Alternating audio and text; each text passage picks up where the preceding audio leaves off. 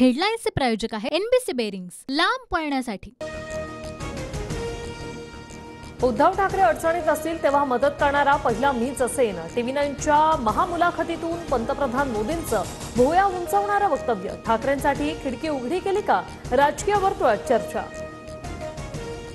उद्धव ठाकरे वैयक्तिक शत्रू नाही, मात्र ठाकरेंनी बाळासाहेबांचे विचार त्यागल्यामुळे त्यांच्यासोबत जाण्याचा विषयच नाही, असं मोदी म्हणाले। फडणवीसांकडून स्पष्ट। बाळासाहेबांचे विचार त्यांच्या पोटी जन्मून मिळत नाही। बाळासाहेबांच्या विचारांचे खरे वारस राणे, राज ठाकरे आणि शिंदे। रत्नागिरीतील सभेतून शहांचा उद्धव ठाकरे यांच्यावर निशाणा। मीच ठाकरे घराण्याचा वारस, अभिमानाने सांगतो। शहांच्या खोट्या सर्टिफिकेटची मला गरज नाही, ठाकरेंचा पलटवार।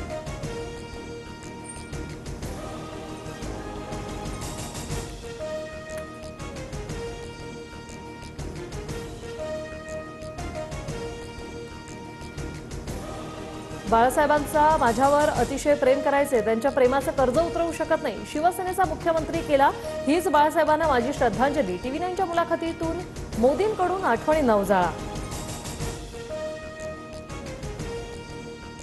बाळासाहेब म्हणायला ते काय तुमच्या वर्गात होते? बाळासाहेबांना हिंदू हृदय सम्राट बाळासाहेब ठाकरेच म्हणायचं। उद्धव ठाकरेंनी भाजपला ठणकावलं। बाळासाहेबांमुळे उद्धव ठाकरेंवर स्नेह। ठाकरेंच्या आजारपणात रश्मी वहिनींना फोन करून रोज विचारपूस करायचो। मोदींकडून खुलासा, तर माझी स्तुती करून नकली शिवसेना म्हणता। आजारपणात माझं सरकार पडलं, ठाकरेंचं प्रत्युत्तर। बाळासाहेब ठाकरेंवर TV9चे संपादक उमेश कुमावत यांचे प्रश्न आणि पंतप्रधान मोदींची उत्तरं। पंतप्रधान मोदींकडून व्हिडिओ ट्वीट। मोदींनी गेल्या 10 वर्षात मुलाखत दिली नाही, महाराष्ट्र हातातून गेला हे लक्षात आल्यावर मुलाखत देण्याची वेळ। जयंत पाटलांची पंतप्रधान नरेंद्र मोदींवर टीका।